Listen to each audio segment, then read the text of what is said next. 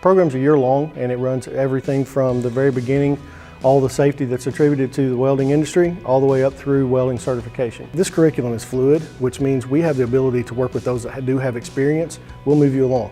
A 2-year program at the high school level is great. It gets you prepared to a certain level.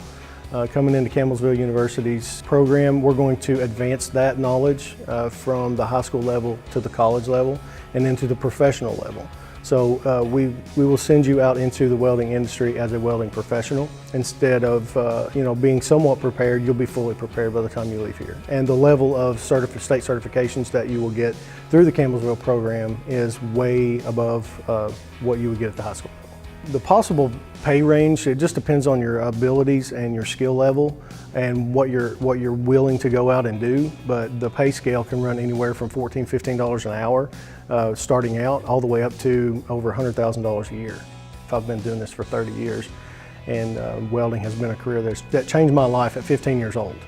And the folks involved in the education side of it that got me interested in it, that made me fall in love with it, that is why I'm sitting here today, 30 years later, doing what I love to do and passing on the knowledge that I've gained in the welding industry.